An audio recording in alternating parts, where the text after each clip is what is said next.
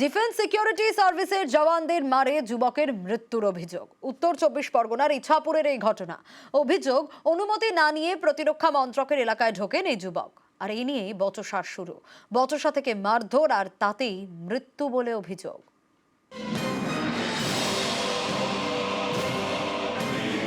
বন্ধুর মেয়ের জন্মদিনের অনুষ্ঠানে গিয়েছিলেন, আর ফেরা হলো না। অভিযোগ, ফেরার সময় ডিফেন্স সিকিউরিটি সার্ভিসের জওয়ানদের মারে প্রাণ গেল যুবকের। উত্তর ২৪ পরগনার ইছাপুরের ঘটনা। নিহত যুবকের নাম কৃষাণু চট্টোপাধ্যায়। ৩২ বছরের এই যুবক ইছাপুর আনন্দ মঠের বাসিন্দা। তিনজনকে এমন মার মেরেছে, তার ভেতর একজন আমার ছেলে ডেথ, স্পট ডেথ হয়ে যাওয়ার পর ওরা নিয়ে হাসপাতালে এসছে। ডিএসসিরাই কী করে এরমভাবে মারলো, মেরে হাত পা ভেঙে দিত আলাদা ব্যাপার, মেরে দিলে পুরো।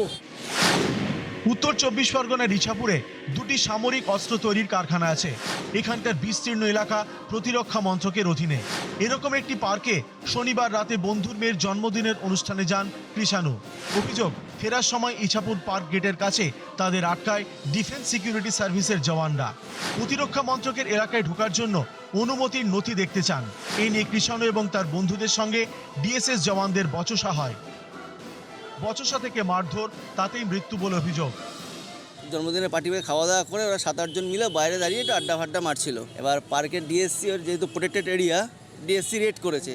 রেড করতে এসে যাকে যেমনভাবে পেরেছে তাকে তেমনভাবে মেরেছে। ও কি করতে, ওকে চুরি করতে ঢুকেছে, যে আপনাদের টাকা পয়সা চুরি করতে, তার জন্য মেরে ফেলছে। যারা মেরেছে আমি তার বিচার চাই।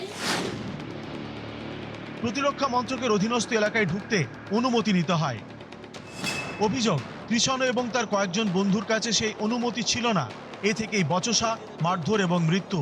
এই নিয়ে নোয়াপাড়া থানায় অভিযোগ দায়ের করেছে নিহত যুবকের পরিবার। এর আগে গত সেপ্টেম্বরে আসানসোলে সিআইএসএফ এর 2 কনস্টেবলের বিরুদ্ধে 2 যুবককে পিটিয়ে মারার অভিযোগ ওঠে। ওই 2 সিআইএসএফ কনস্টেবলকে গত শুক্রবার গ্রেপ্তার করে কুলটি থানার পুলিশ। এরপর এবার ইছাপুরে ডিফেন্স সিকিউরিটি সার্ভিসের জওয়ানদের মারে যুবকের মৃত্যুর অভিযোগ। উত্তর ২৪ পরগনার ইছাপুর থেকে অরুণ ঘোষ, নিউজ 18 বাংলা।